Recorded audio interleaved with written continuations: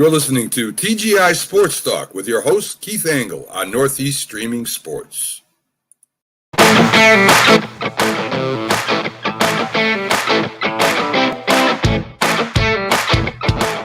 Good morning, guys. Keith Angle for TGI Sports Talk. Hope everybody's doing well today. It's a gloomy day here in East Greenbush, New York. Hopefully things will clear up. I think we're supposed to get some, dreary, wintry days here. No real precipitation, excuse me. Still waiting on my guest. I want to thank last week's guest, Lloyd Walton, former All-American guard at Marquette and senior counselor for the NBA Players Association. And Lloyd was a great guest, and we got some great reception to his interview. My guest today will be Hal McCoy, legendary baseball writer covering the Reds for over 40 years, maybe 50. I'll talk to Hal about that. He goes all the way back to the Big Red Machine. Having a little trouble getting Hal in the room here this morning. Hal just messaged me. Yeah.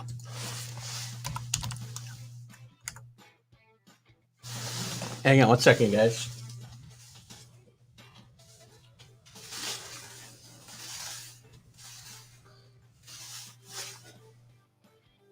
Oh, technical issues, guys. No fun. No fun. Anyway, Hal McCoy. Trying to get Hal in the room here. We keep trying. Every now and again, technology does not work out. For some reason, my email to Hal is not going. I do not know why, but we're going to try to keep getting Hal in the room here. Again, Hal covered the Cincinnati Reds for many, many, many years. Back, like I said, to the Big Red Machine days, right through the Lou Piniella World Series days, the Mark Schott regime, Pete Rose saga, and until he started to have some eyesight problems, which we'll talk to him a little bit about. And he kept covering the team even when that happened. So Hal's seen a lot in his many, many decades in baseball, and we're going to talk to Hal hopefully about that here shortly. I'll remind you, too, that I've decided and I sent out I did do a post that I'll do my live NFL playoff picks here at noon today. No guests, so we cannot have any problems like we're having now. When we get into talking to Hal, I mean, Hal's written books about the Big Red Machine. He's got a book that kind of covers all his time there called The Real McCoy, My Half Century with the Cincinnati Reds. He also wrote books about the Big Red Machine, the Relentless Reds, the Royal Reds, Baseball's New Dynasty, and then Drawing Pete, which is about Pete Rose, obviously. So that's what we'll be talking about with Hal today. Hopefully he gets in the room here quickly. It's a big weekend for sports, obviously. We've got 3 playoff games tomorrow, 3 playoff games Sunday. We got the college championship game on Monday, which maybe we'll get a prediction from Hal about. He is an Ohio native, after all. And we'll see where we go from there. So, again, we'll kind of do some preamble here as we try to get Hal in the room. Thanks for stopping in here, Elizabeth Rossi. Hopefully we'll have Hal in shortly. I'm still trying to get Hal in the room, so bear with me, guys. I'm going to try one more deal here. That's not working. I'm going to send this email to Hal one more time, guys. Anybody who got any comments? Good morning, Dave Guyette. How you doing today? Dave is here every week. Dave Guyette followed the Reds back in their World Championship back-to-back days in 75 and 76. Hopefully we'll have Hal in here shortly to talk about that. I'm going to try this one more time, guys, so bear with me as we try one more time to get Hal in here. And hopefully we can make this work. Comment, guys. What are you guys up to this weekend? Give me a little chat while you're kind of listening to me jabber on here. This is a great viewing, isn't it? Oh my God, guys, this is painful when this happens. It's only happened a couple of times, but gosh, it can be painful when we're in the middle of it. So bear with me, and I promise you we will get there. Let me see if Hal's here. He is not. We're going to try to invite one more time. Email halmccoy.com.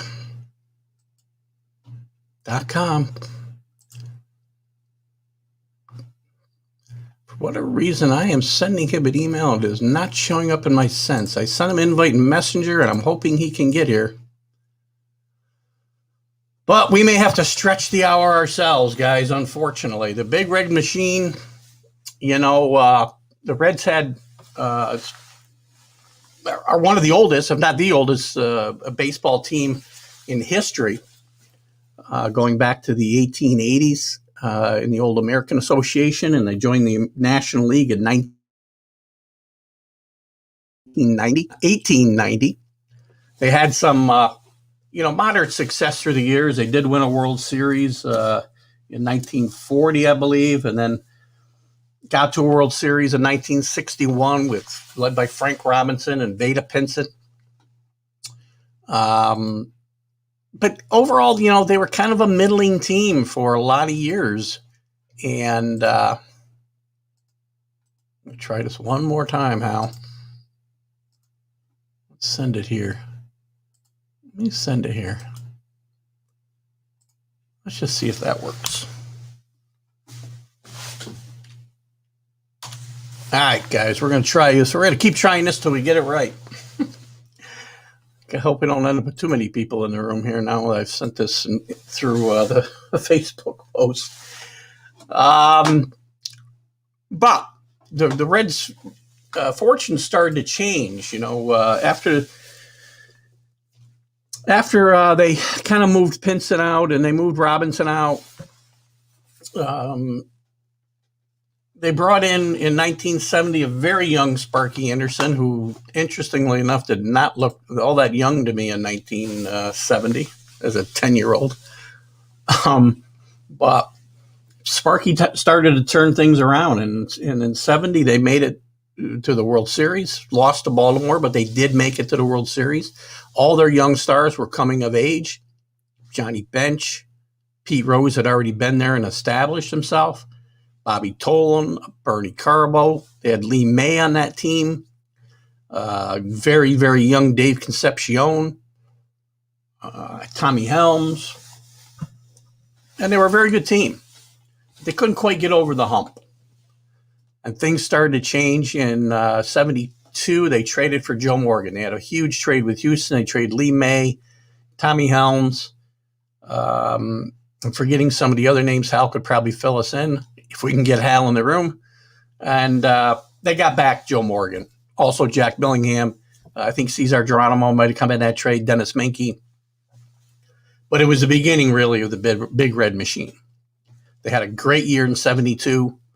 They lost to the A's in the World Series. Shockingly to some, but the A's went on to win 3 straight World Series. So it was not really, in retrospect, all that shocking. The A's had a very, very good team. But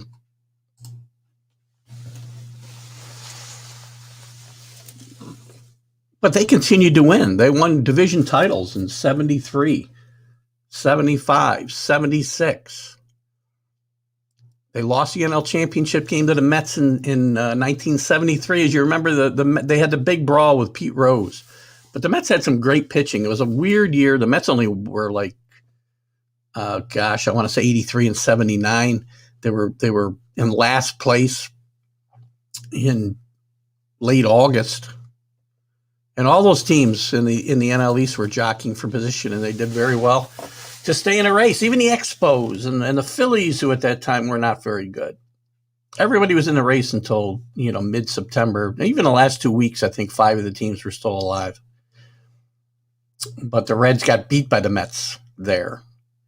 And I think that really started to, I think that loss might have spurred what happened in 75 and 76, where they were one of the best teams in the history of baseball.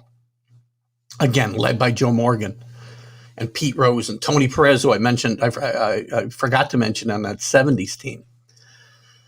Pete Rose had moved to third base. George Foster took over in left field. You had Cesar Cedeno, Ken Griffey, Dave Concepcion, Johnny Bench, of course, some really, really good pitchers.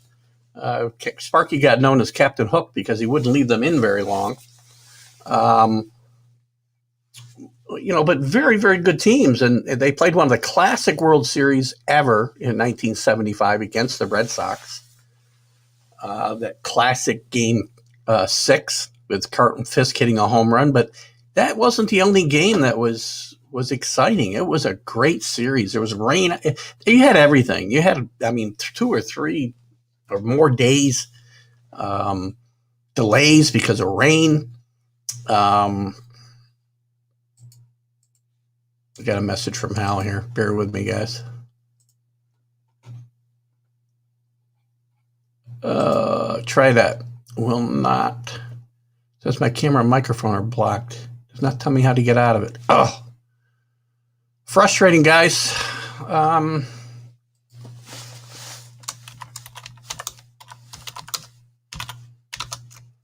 Bear with me, guys. Sending from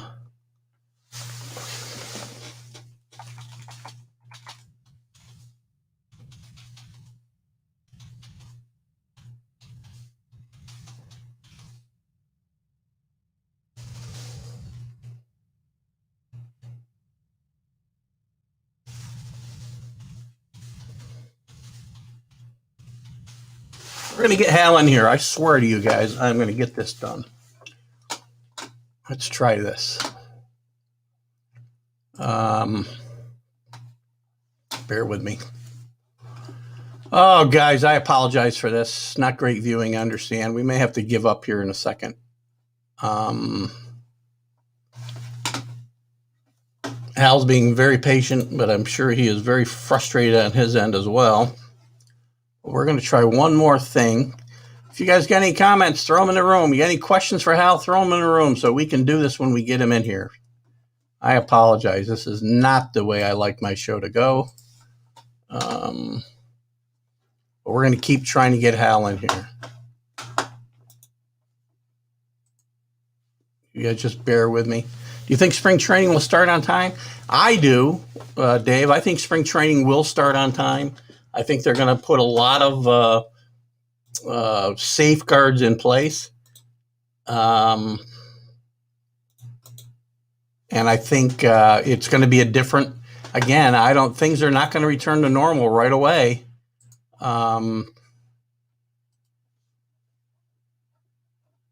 I'm trying to talk and do this two things at once here, guys. I apologize. I can't do it that way. Oh, this is frustrating. Yes, Dave, spring training is going to be different. I think spring training will start on time.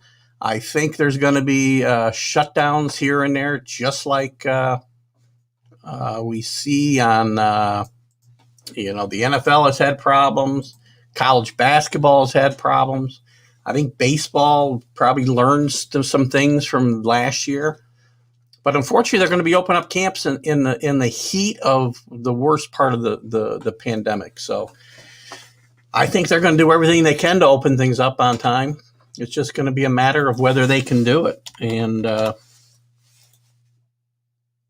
going to find out very soon. And I mean, there's been talk about playing in different bubbles again. And it's just not going to be feasible, I don't think, for baseball to do this. Too many logistical things. Keep asking questions, Dave. I can talk and I can answer and I can do this all at the same time if I'm smart enough, but I'm not sure that I am. Al McCoy.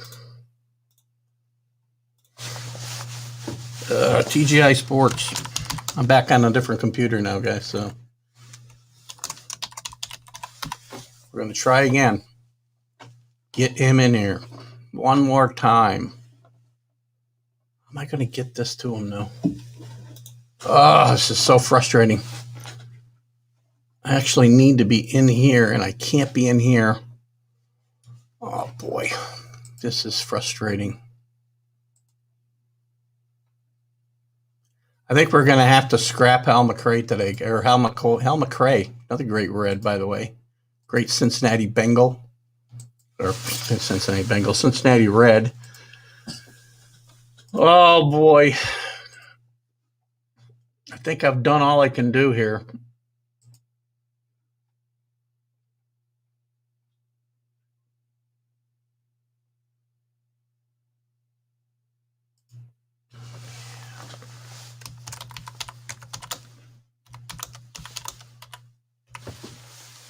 Hang on, I got to get with...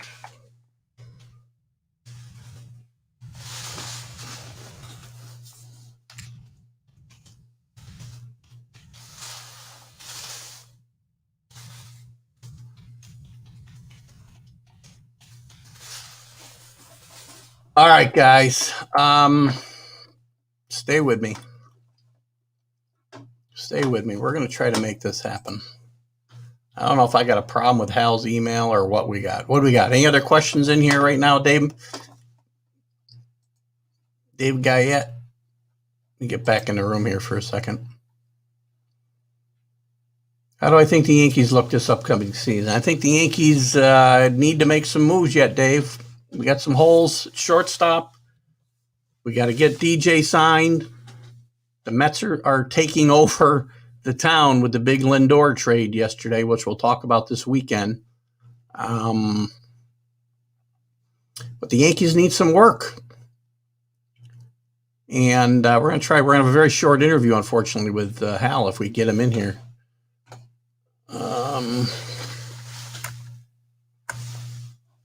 Oh, God, I'm having trouble even typing to poor Hal right now. How can I get this link? Oh, Facebook. Go to Facebook. Bear with me, guys. I'm working on it. We're working on the problem. Yankees look good. The Mets are looking to possibly take over.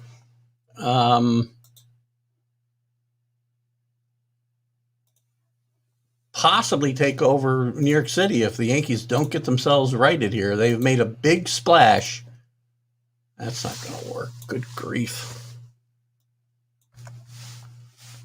Let's try this.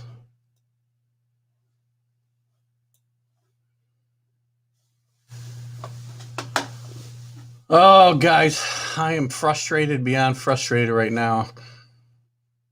I think I got Hal frustrated too. We may have lost him as a guest here today. Unfortunately, we're having lots of issues. We're going to try one more thing here. Get Hal in here. Mail. My God, this is so hard. I don't know why. It should not be that hard, guys.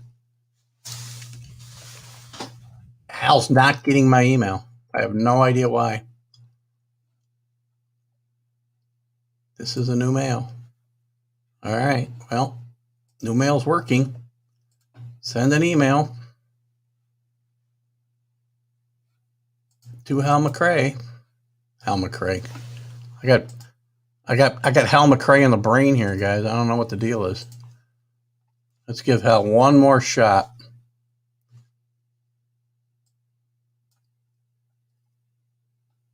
Lost his email now. For some reason, my emails are not going out to Mr. McRae. I sent him an email at 6:30 this morning, and he did not get it. Very frustrating. Very frustrating. All right, try one more time. Didn't go. Not sure what to do, guys. I apologize. So let's talk a little about let's talk a little more about the upcoming season. I still got Dave Guyette here. I still got 3 loyal viewers here. I really apologize for the glitches we're having today. I apologize to Hal McCoy. This is not a problem we normally have here with the show, so it's kind of frustrating for me. But we're going to keep talking a little bit. We'll have a short show, I guess, today. I apologize. I probably won't stream this show today. I am going live with my NFL picks at noontime today. That'll probably be the show that I share, unless we can find a way to get Hal in here. Let me send him another message.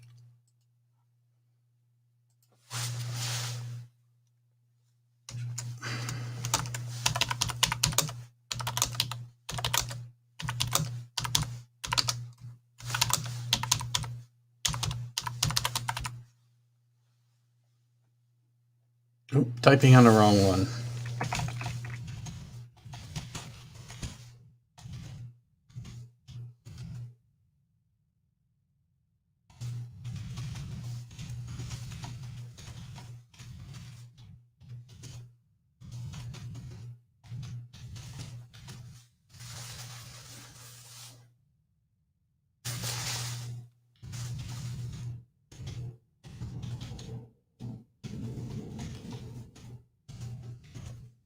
Bear with me, guys.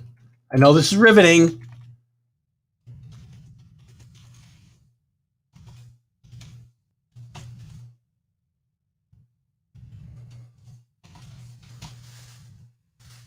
He's a writer, and I'm misspelling every word I'm typing to him.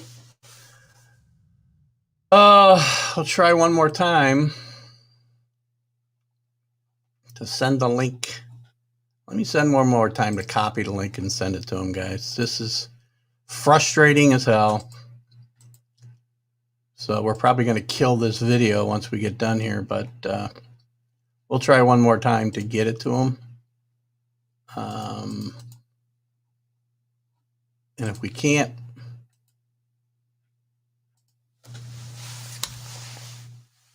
we'll call it a day.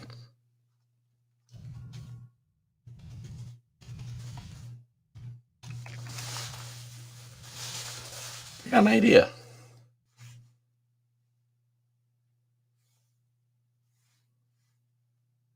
Should have him call.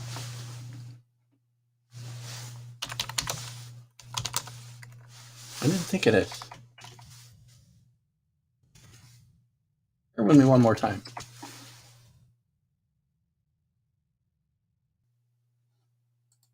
Got to get this.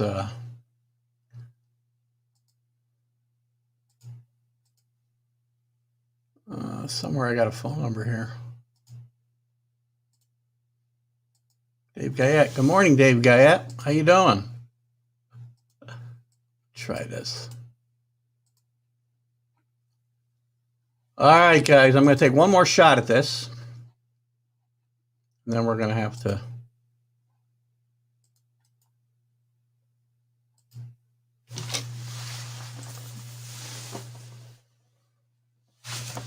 make sure the Bluetooth is hooked up. It is. All right, maybe Hal can call in and we'll just have a conversation with him for a half an hour or so.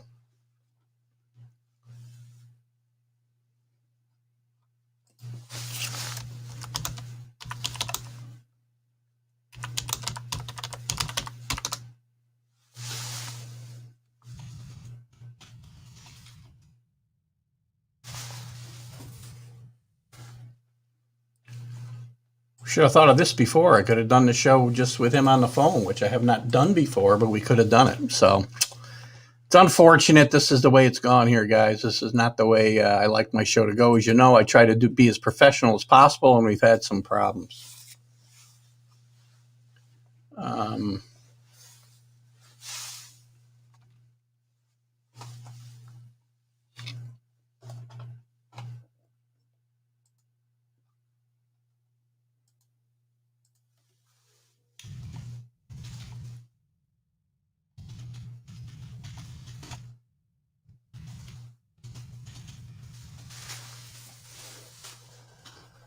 Okay, guys, here I am. I'll wait to see if Hal maybe wants to call. This might be Hal now. Let's see what we get.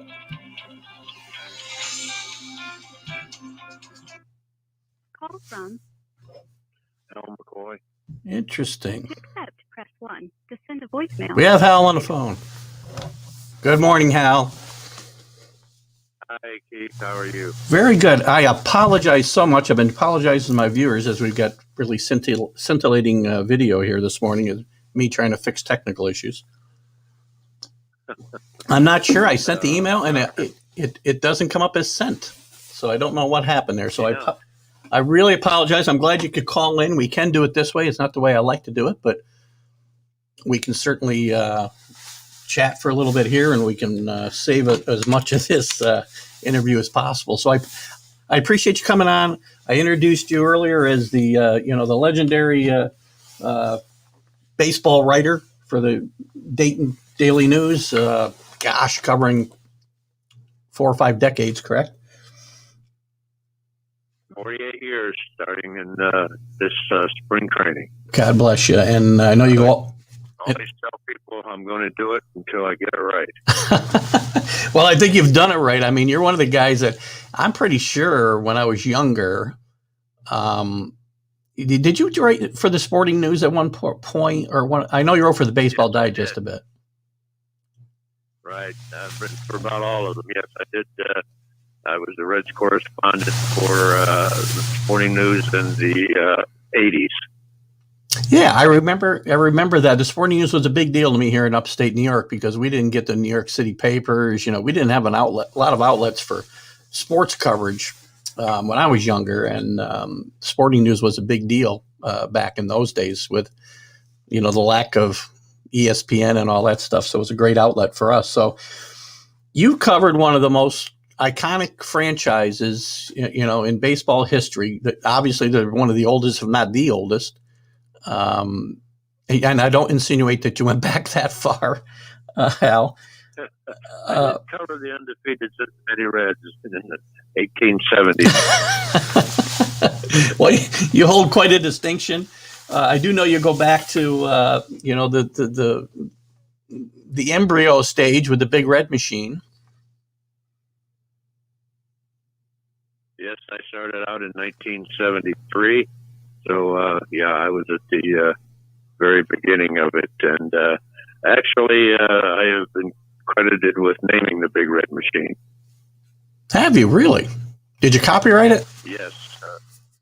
I wish I had. I might be a rich man right now. You sure would be. It happened before I was actually the beat writer. I was a backup writer in the late 1960s. And I covered a game, and after the game, I went into the clubhouse, and the Reds had come from behind against the Dodgers, like they were down 8-3 or 8-4, and they came back and won the game. And I have to share the naming of the Big Red Machine with Lee May, the Big Bopper for Birmingham. Yeah. Lee May was in the clubhouse, and he was shouting, "We're a machine. We're just a machine." So I went back up to the press box and started writing my story, and I thought, well, what he had said, and I said, the machine, and I thought about it, and I thought, well, how about the Red Machine, the Big Red Machine? So I wrote it, and it kind of caught on and stuck around. That's an awesome story, one that I was not aware of before this conversation, that's for sure.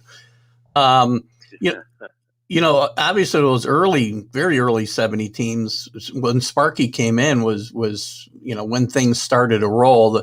They'd struggled through the 60s a bit, and I guess their history had been spotty anyway, right? Through the years. I know they won a World Series in 40 and got to the World Series and lost with the great Frank Robinson and Vada Pinson and that team in 61, but things really started to click when Sparky got there. Yes. Dave Bristol was the manager when they started drafting all these players and acquiring these players, and Bob Howsam was the general manager who came over from the St. Louis Cardinals, and he began assembling the Big Red Machine. And then they hired Sparky Anderson, this guy nobody ever heard of, who barely made the major leagues, played a little bit for the Phillies. And there was a headline in the Cincinnati Enquirer when they hired him, and the headline said, "Sparky who?" Well, Sparky eventually showed him who the Sparky who is. It's funny. We had a similar situation here in New York when Joe Torre got hired. Clueless Joe was his headline, right? So Sparky comes in, and they lose in 70 obviously, and 71 struggled, but they make the big trade with Houston. How was that received locally when it actually came down? It was not received well at all. As a matter of fact, there was a big outrage because Lee May was very popular, and Tommy Helms was a local kid who was Rookie of the Year and was very popular. And, of course, the Reds had never heard of Joe Morgan or Jack Billingham or Cesar Geronimo or Ed Armbruster. So they were wondering what the heck Bob Howsam is doing. That was not received well at all. Yeah. And it obviously, once they got there and they saw, Joe Morgan, when he got there, was not a household name, obviously, but he was probably one of the better players in the game, even in Houston, if you look at it by the way they judge the game today, right? But things weren't looked at the same way then. Right. If you apply the analytics that they use today, he was an awesome player. But, of course, they didn't have those in those days. And, his batting average wasn't that great. And he hadn't accomplished a whole lot. So people didn't know a whole lot about him. And then when they saw he was a 5'7" second baseman, they wondered what the heck have they done. But as it turned out, over the years that I covered the Reds, Joe Morgan was probably the smartest as far as baseball intelligence goes as any player that I've ever covered. He was just unbelievable the way he could pick apart the game and put it back together.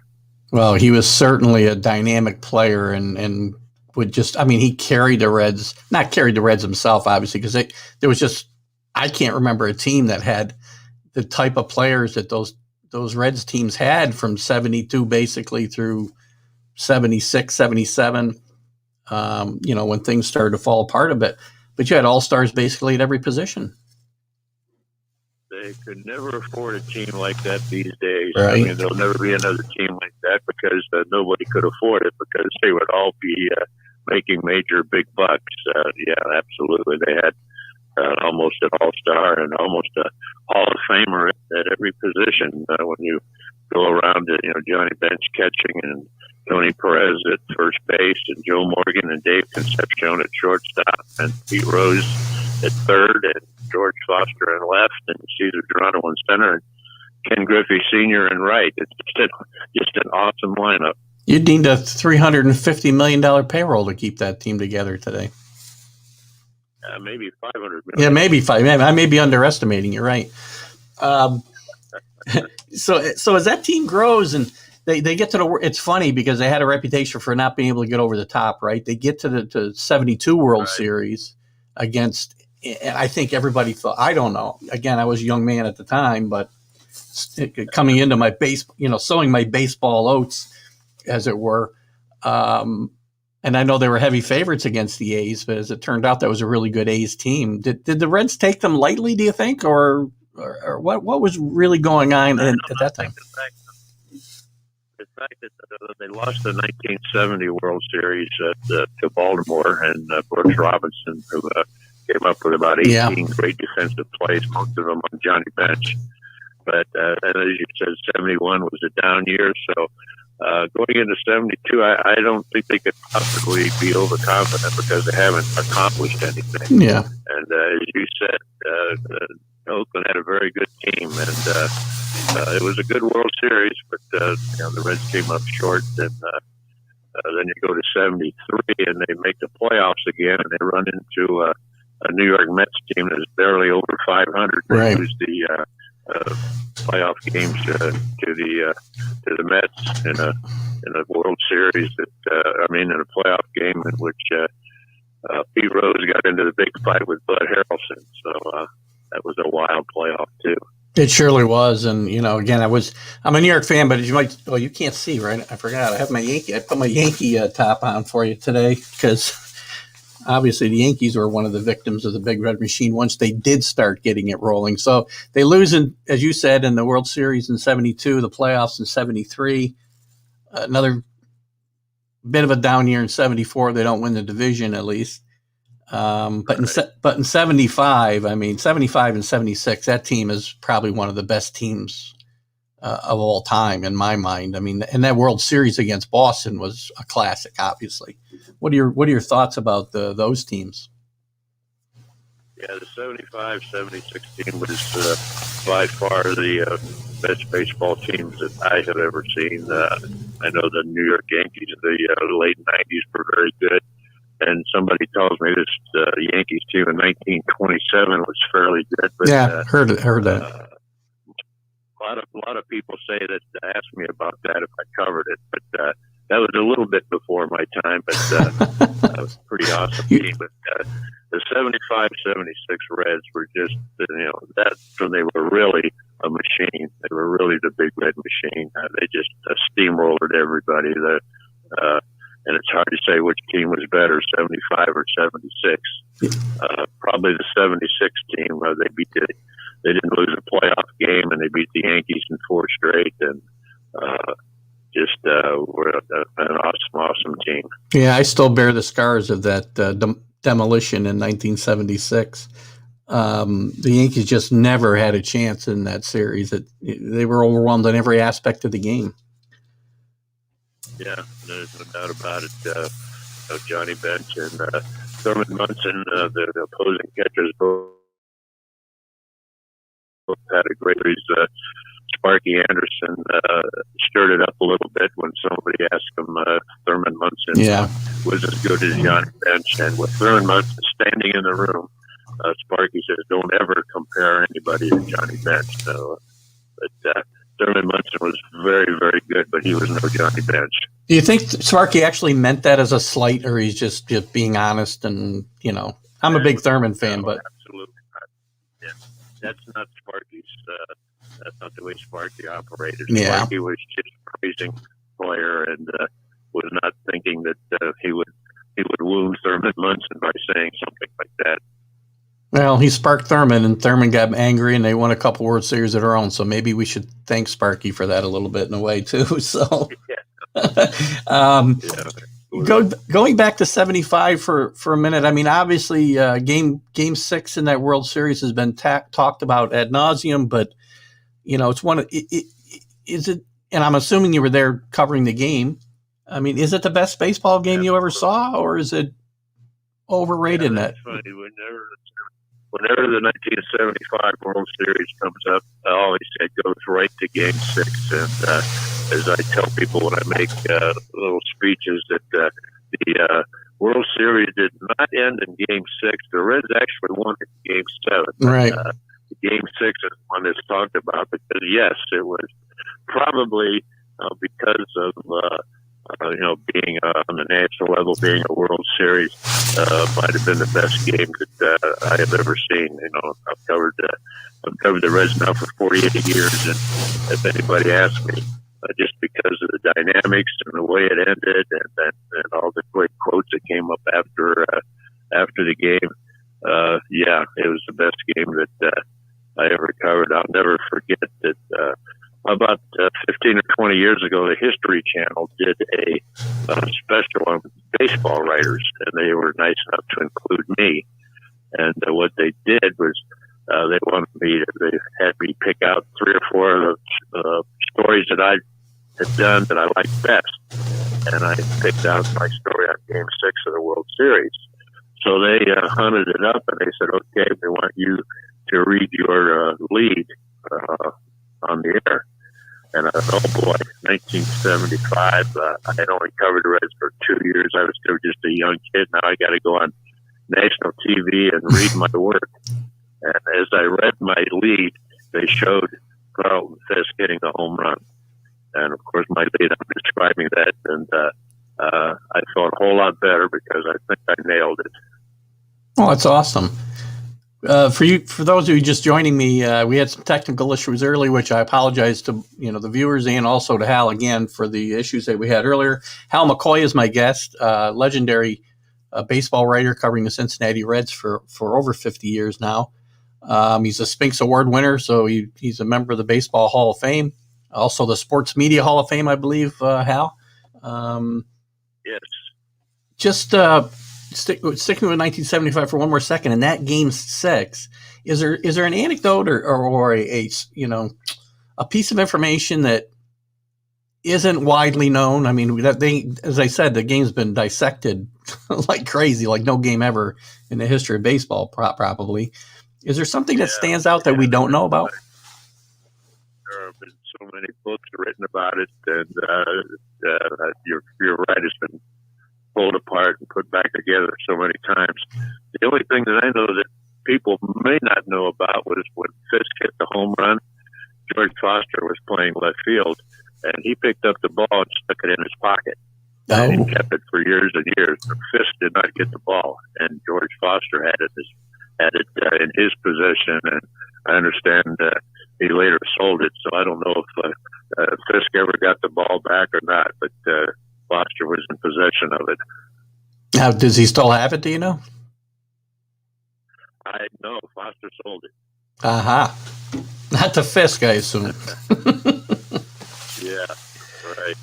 So, obviously great teams, but great teams, nothing lasts forever, and things start to go down. I don't think they had a horrible year in 77 or horrible years in 77 or 78, but the Dodgers had stepped it up a bit and beat them out. Sparky ends up losing his job, and it's hard for me to believe. I mean, because it isn't like the bottom fell out there. And what happened there? What happened with Sparky and the Reds? Well, it wasn't so much Sparky as it was general manager Dick Wagner. Of course, free agency had come into being, and the Reds would not participate in free agency. They would not sign free agents. Right. And started losing players. Pete Rose left and Morgan left. And probably the start of the disintegration came in 1977 when Bob Housen was still general manager, and he traded Tony Perez to Montreal. Great player. And he later on said that was the worst thing he'd ever done in his life. He did not realize that of all those massive egos in the Reds clubhouse, that Tony Perez was the guy. He was actually the leader. He was the guy that knew how to handle all those guys. Sparky knew how to handle them too, but Tony was a guy in the press box who was able to be kind of the quiet leader. And when those guys would get out of hand, he would know how to shoot them down and bring them back down to earth. So losing him out of the clubhouse was the beginning of the downfall. And then, of course, they started losing players to free agency, and the slide began. I know when I first started covering the Reds in 1973 and saw how good they were, I thought, oh boy, this is how it's going to always be. This is great. Well, by the time 1982 came around and they lost 101 games, I saw the other end of it. Yeah, and they struggled a bit through the 80s until Lou Piniella gets there. Well, I guess we can't skip Pete Rose. Obviously, even though they weren't great teams, they they were competitive, and Pete Rose returns to town, and there's that whole Pete Rose saga. They finished second 3 years in a row under Pete before his gambling issues surfaced, and he got banned from baseball in 1989, and that's when Lou Piniella came in and took over. Let's talk about Pete for a little bit. We can't have this conversation without talking about Pete Rose. And I'd mentioned when I was trying to get you on some of the books you'd written, I know you wrote a book called Drawing Pete. What are your thoughts on Pete Rose? Has he been treated fairly, unfairly? I mean, obviously he's a great baseball player. And in my mind, he belongs in a Hall of Fame, warts and all. But what are your thoughts? Yeah, I couldn't agree more. Pete and I were close friends for years and years and years, very close. He was always the greatest guy to interview. You could go up to him, ask him a question, open your notebook, and he'd fill it up after one question. It was just a great pleasure to interview him. And, of course, on the field, he would run over his grandmother to score a run. I mean, that's just the way he played the game. We all know the issues he had, and the gambling issues, and I was in the forefront of the investigation, which was a really tough time for me because Pete was a great friend, but I had to go in every day and asking these questions. And my newspaper was in the forefront of doing the investigation, and I had to ask the tough questions. And finally, when he got banned from baseball, it was kind of a kill the messenger type thing. And Pete didn't speak to me for 15 years. Really? And so a few years ago, my wife and I went to Las Vegas, and Pete was in the card shop signing autographs. And my wife saw him and said, "Look, there's Pete Rose. Why don't you go in and say hello?" And I said, "Are you kidding me? You want to start a riot?" And she said, "You go in there and say hello." And she pushed me in the door. I said, "I can't go in here. Pete Rose hates my guts." And Pete saw me, and he jumped up from behind his table and stuck out his hand and had our picture taken together, and signed a picture right away when I brought it out, put it in a leather case, and he signed it to a great Hall of Famer from the hit king, Pete Rose. So after 15 years, we sort of made up, and that was very, very heartwarming for me to finally get the friendship going again. But to answer your question, as far as what he did on the field, 4,256 hits. Just think about that. Right. Nobody's ever going to do that. That is 200 hits for 20 years in a row. That's 4,000 hits, and you're still 256 short. Right. And, I don't think that's ever going to be accomplished. But the fact that he's banned for life, and I don't think he's ever going to get in, and I really think that's a shame, because how can you not have the all-time hit leader not be in the Hall of Fame? Yeah, I agree. I mean, he should be there, and I mean, we should tell the story. It shouldn't be whitewashed, right? I don't think any of our history in our country, including our sports history, ought to be whitewashed. But these guys, and the same things applies now, kind of with the steroid guys. I mean, it's the same kind of thing, the same but not the same. Pete Rose be put in the Hall of Fame, be put on his plaque, banned from baseball in 1989, for gambling. Right. But still, his plaque would be there, and people would know what's going on. The thing of it is, if you go to the Hall of Fame in Cooperstown, you will find Pete Rose memorabilia everywhere. All the accomplishments, the bats, the balls, where he made all his different accomplishments are in the Hall of Fame. Yeah. But he just doesn't have a plaque there. That makes no sense to me. Yeah, it is very kind of hypocritical in a way of the Baseball Hall of Fame. So, can we even judge Pete Rose's accomplishments or his acumen as a manager because of all the other things that were going on? Yeah, that's a little tough. The team did finish second 3 years in a row under him, but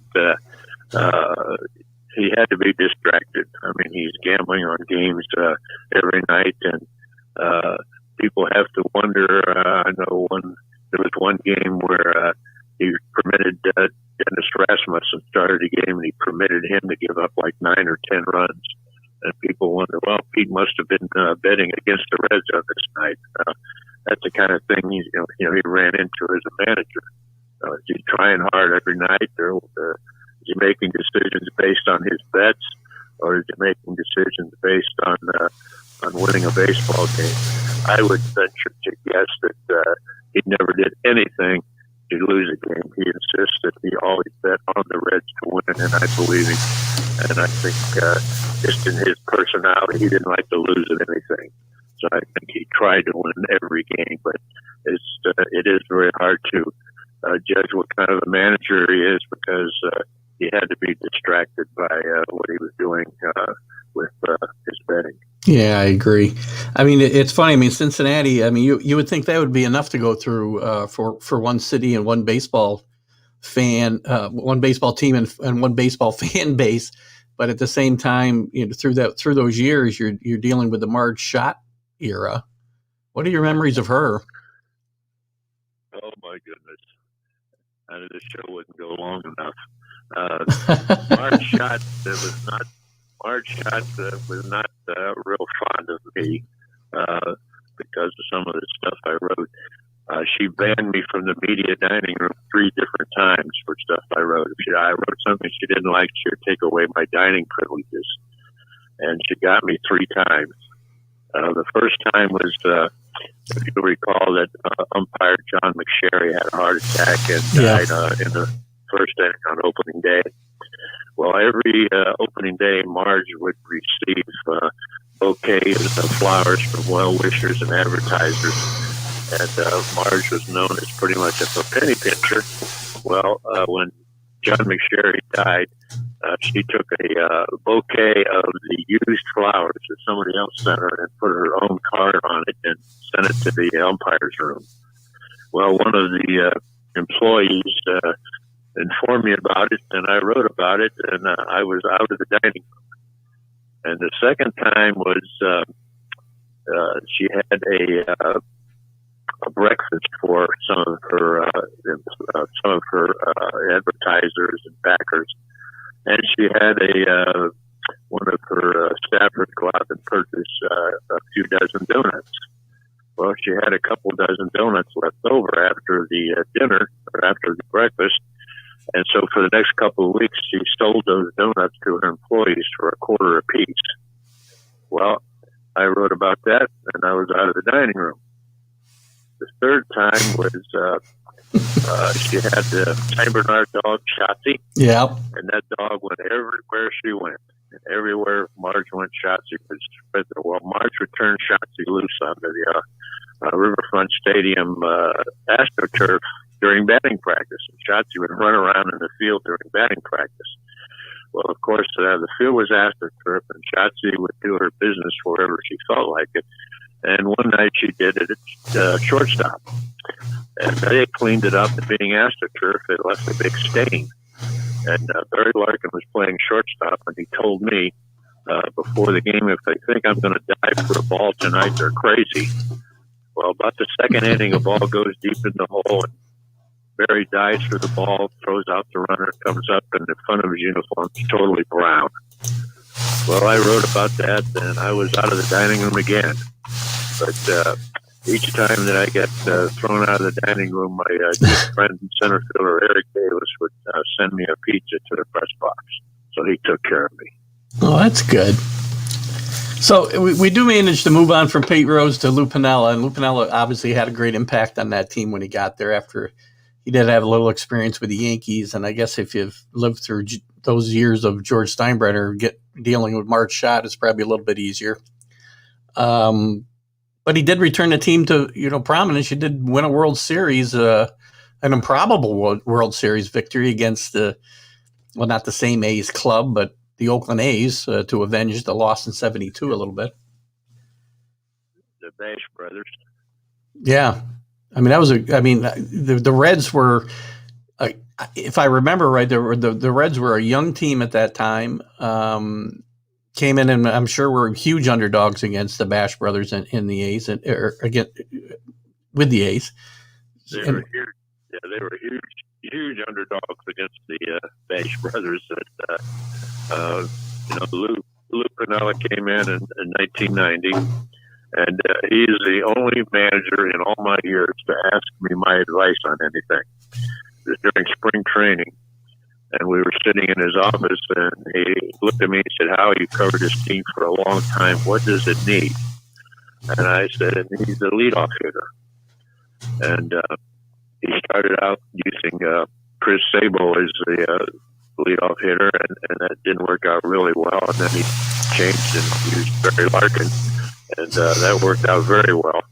And then after they won the World Series, I had forgotten all about him asking me this, and after we won the World Series, we were in his office again, and he looked at me, Hal, and he said, "Hal, you are absolutely right. What we needed was a leadoff hitter, and Barry Larkin provided that for us, and they won the World Series." It's funny you talk about Pete Rose, running over his grandmother to win a game. I think Lou Piniella would probably do the same thing, and he'd fight with her as well. Lou's a great, doubt about that.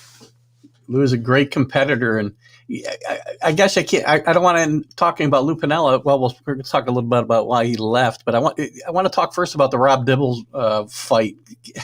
How did you cover that? Well, once once again, I started that. Boy, you're an instigator, Hal. Rob Dibble, I know.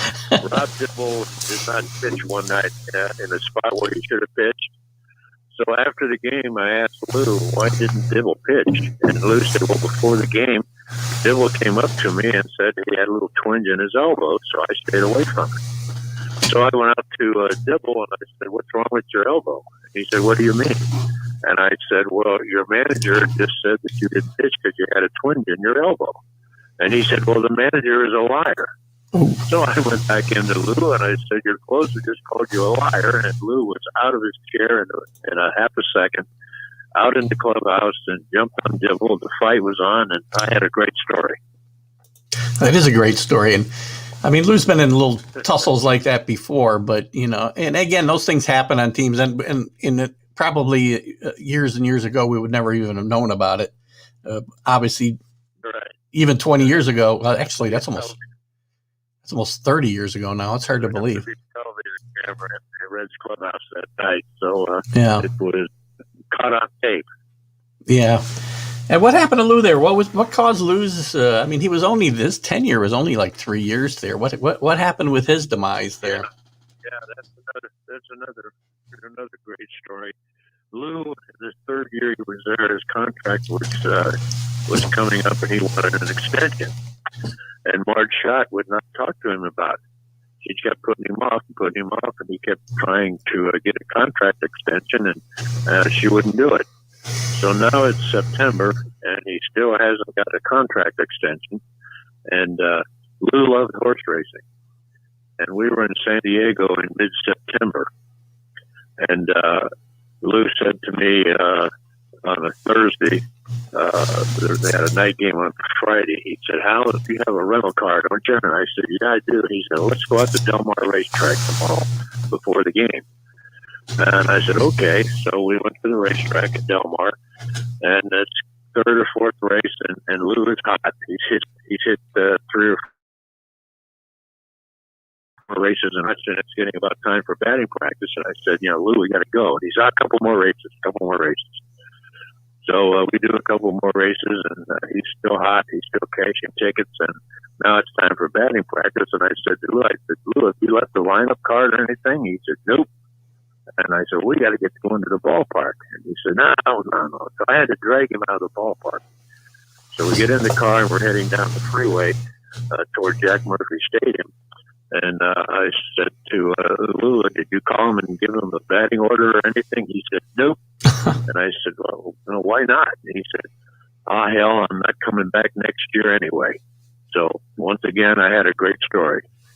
Man, you were in the middle of all of it. That's great. Well, it's a great place to be and a bad place to be, depending on the situation that we're talking about, I guess, right? Yeah, absolutely. But yeah, Marge never did give Lou the extension. And at the end of the season, she called Lou in and was going to offer him a contract, and he told her what he could do with the contract, and he quit. So, so Lou leaves. I mean, now we're talking in the last almost 30 years, not quite 30 years, but pretty close. I mean, back to no World Series. I think only maybe 5 playoff appearances, if I'm counting right. There were some good managers, maybe even some great managers that went through there, and Davey Johnson and Dusty Baker, Jack McKeon. What has kept the Reds from winning the last 30 years almost? They, number one, Marge destroyed the farm system. She got rid of most of the scouts. As a matter of fact, her famous line is when somebody asked her why she was getting rid of all her scouts, she said, well, what do scouts do? All they do is sit in the stands and watch ball games. Well, that showed where she was coming from. But that took a long time to build up the farm system after that. And they haven't drafted well. They haven't been very successful in their drafts.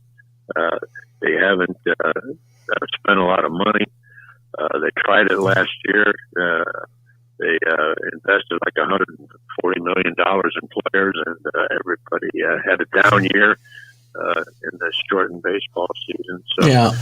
it has been a struggle. They had Davey Johnson, And 1994, they did get to the National League Championship Series and got swept by the Atlanta Braves.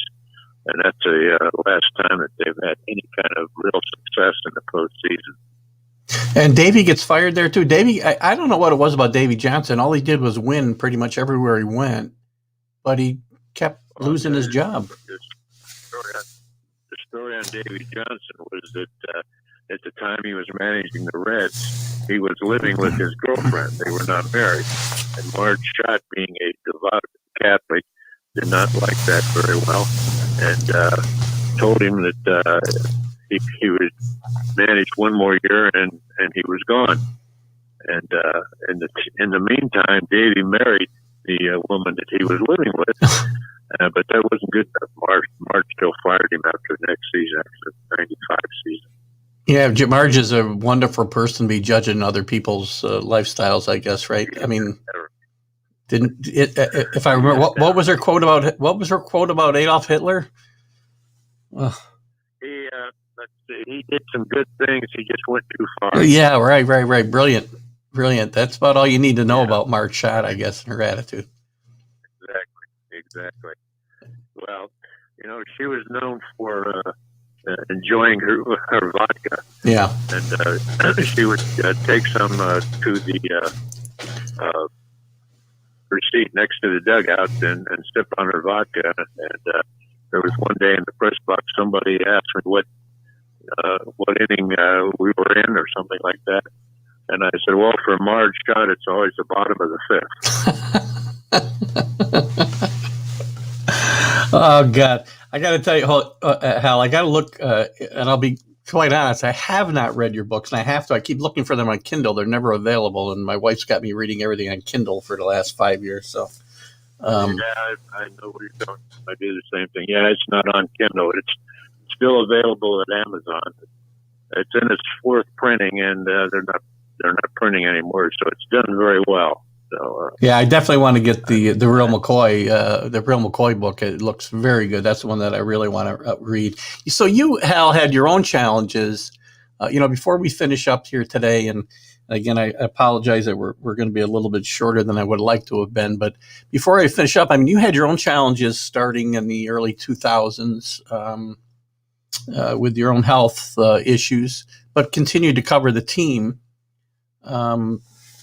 You want to touch on that a little bit? Yeah, absolutely. I am legally blind.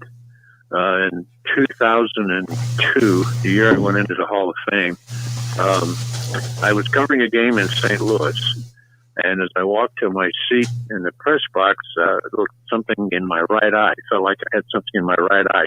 When you get something in your eye, you try to dig it out. Sure.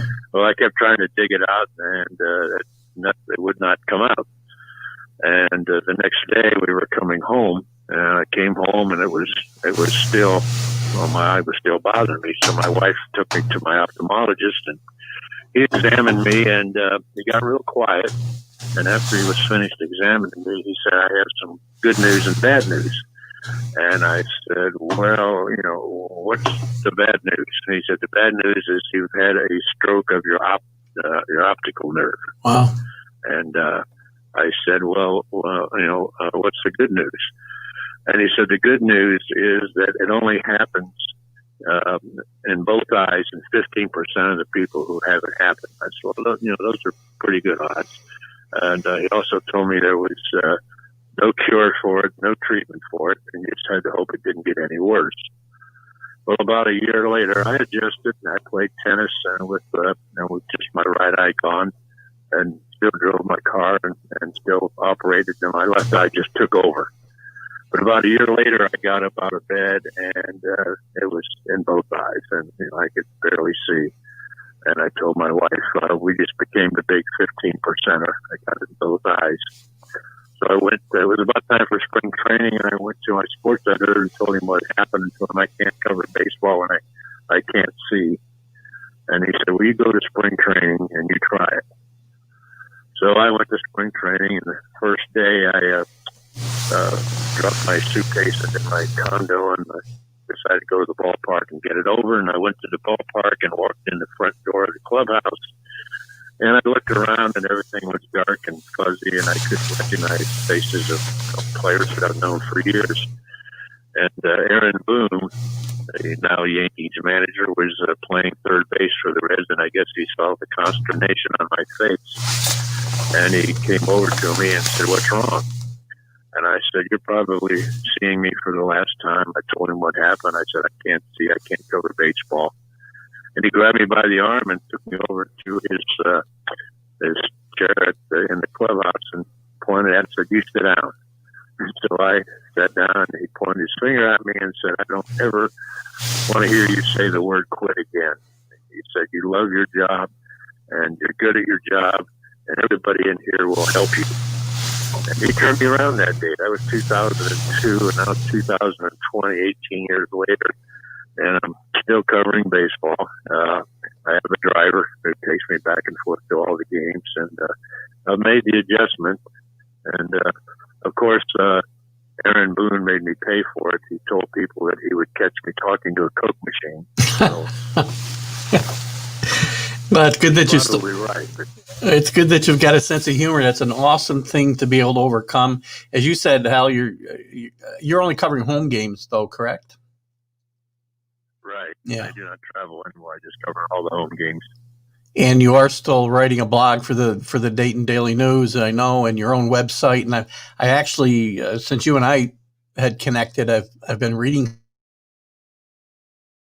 some of those blogs to the Reds, from what I've noticed as well. So All sports.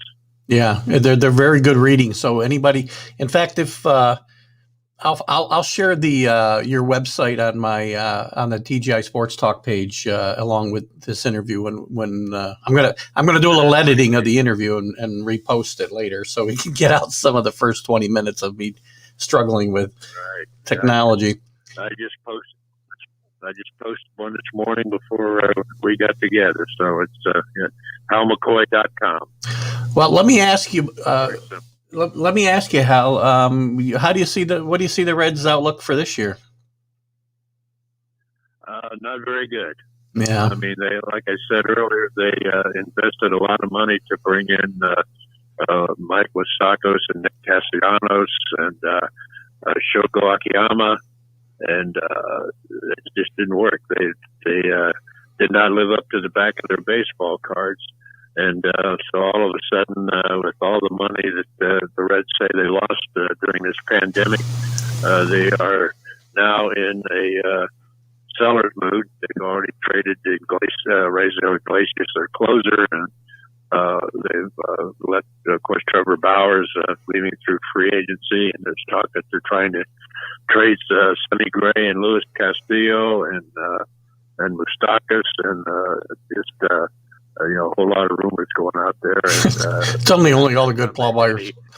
That's only all the good ball players they have. Exactly. Yep, all the great ones they brought in.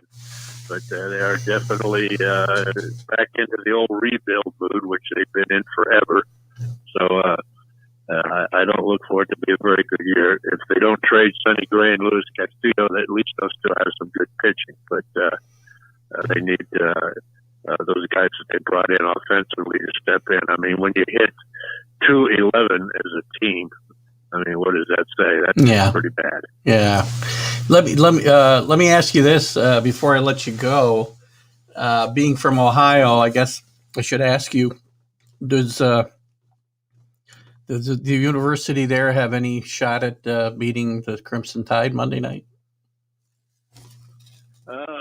I think they do. I think it's going to be a shootout. It's going to be something like 48-42 because Ohio State's pass defense is very weak, and I think Alabama's fairly easy to score on. I think both teams are totally offensive minded. It's going to be a real shootout. It just depends on if Justin Fields has one of the days like he had against Clemson, then they got a shot. But it should be a wild game.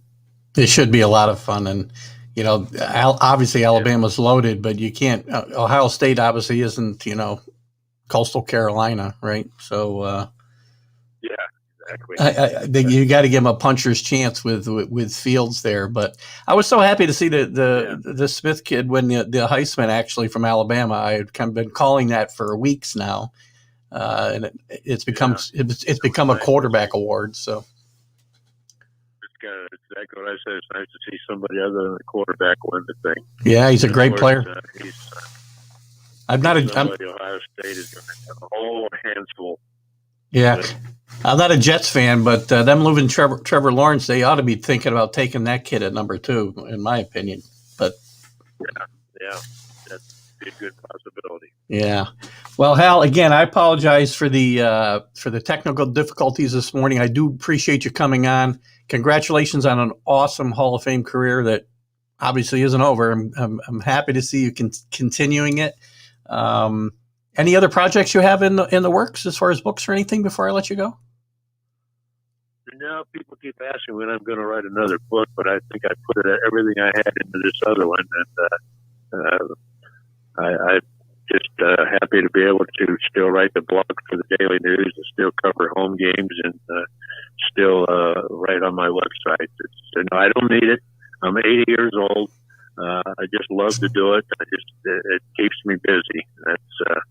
That's all I want to do is just keep writing because I love to write. I always told people I never really had a job because I did 3 things that I love to do. I love to write, I love baseball, and I love to travel. And I got to do all 3 of them, and I got paid for it. What better life? Well, I can tell you from checking out your blogs recently that you're still at the top of your game. So please keep it up so we can enjoy reading them. I will share those on my site, as I said, and I want to thank you again for joining me today, Hal, and I wish you the best going forward, and hopefully you'll get to cover a Reds winner again here sometime in the near future. Well, Steve, thanks for having me on. I appreciate it, and everybody out there is fortunate that they didn't have to see my ugly face. Well, they got to see mine every week or twice a week, so it wouldn't be that bad, I promise you. All right, thanks, Hal, and you have a great weekend. Bye-bye. Thank you. Take care now. Bye now. That was the great Hal McCoy. Sorry for the technical difficulties, guys, earlier. I will go back and try to clean up the beginning of this, so I'm going to repost the interview once I've cleaned it up from the technical difficulties we had in the beginning. I should have thought about the phone earlier. I know the audio probably wasn't the best, but we made it through.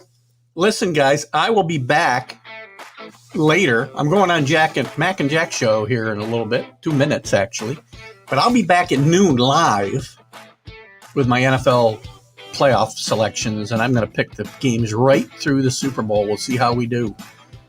And I'll be on Sunday at 9 a.m. Eastern time. So 12 Eastern time today. Stop in and see me if you want.